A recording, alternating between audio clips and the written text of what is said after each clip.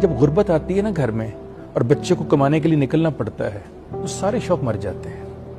एक ही शौक रह जाता है कि आज अपनी अम्मी के लिए और अपनी बहनों के लिए रिस्क कमा के लेके जाना है। मैंने ब्रांड के बाहर, शालामार रोड के ऊपर बहुत ब्रांड्स हैं, मैंने उस ब्रांड के बाहर बच्चों को काम करते हुए यही सवाल पूछा है जो आपने कहा कि बेटा तेरा दिल नहीं करता जिस ब्रांड के आगे खड़े होकर तुम ये छोटी छोटी 2-2, 10-10 रुपए की चीजें बेच रहे हो इस ब्रांड के। तो उसने आगे से पता मुझे क्या जवाब दिया, कहता बाबूजी ये ब्रांड तो नजर आ रहे ने, मैनू तो इतने गाह की नजर आ रहे ने। अपने ब्रांड नजरों से ओझल हो जाते हैं जब आपका दुख इतना हो बड़ा हो, जब आपने रिस्क कमाना हो, जब आपने घर रोटी लेके जानी हो।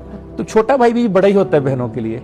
आप उस छोटे के ऊपर इतनी ईंटें लाद देते हैं मर्दानगी की कि उस छोटे को वक्त से पहले बड़ा कर देते हैं। फिर जब वक्त से पहले बड़ा हो जाए, सोच में बड़ा हो जाए, तो फिर उसकी क्या ख्वाहिशें रह जानी, उसने क्या आपसे मांगना है, क्या उसने करना है।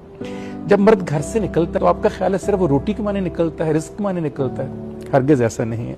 वो अपने ख्वाबों की लाश को दफनाने निकलता है। हम हर सुबह जब घर से निकलते हैं तो हमारे एक आरजू होती है, एक उमंग होती है, ख्वाहिश होती है, एक डिजायर होती है। उसे दफनाने के बाद दुआए मगफरत करके तब हम काम के लिए निकलते हैं। वरना किसका दिल करता है सख्त सर्दी में अपना लहाफ छोड़े? किसका दिल करता है गर्मी में एसी छोड़कर जाए?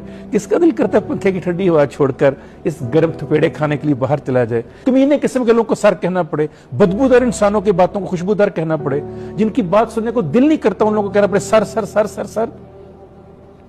हमसे पूछिए जिनको ये सारे के सारी ईंटें डेली उठानी पड़ती हैं, ऐसे ऐसे लोगों की गुफ्तगू सुननी पड़ती है, बात सुननी पड़ती है, रवैये देखने पड़ते हैं, जिनके कमरे में जाते फिरौन। मैं अक्सर कहता हूं आप तो एक फिरौन की बात करते हैं, इसको कुरान में जिक्र है, हम तो डेली फिरौन देखते हैं जिंदगी में।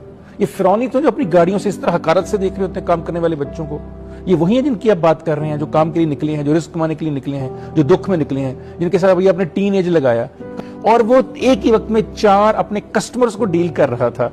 उसे हिसाब करना नहीं आ रहा था। मेरी आंखों में आंसू आ गए उसको देखकर। मैंने कहा बेटे पढ़ते हो?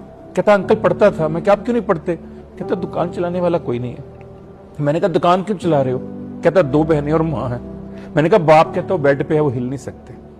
मुझे आप बताइए उनको आप कह रही हैं इतने दुख और इतनी तकलीफ जिसने उठाई है। मैंने उसको फिर एक जुमला कल बोला, मैंने कहा बेटा असल में घर के बाप तुम हो, तुमने बाप की तरह उस घर को चला रहे हो और बेटा खाल के कायनात तुम्हारी इसमें बड़ी मदद करेगा। वो किसी के साथ जुल्म नहीं करता।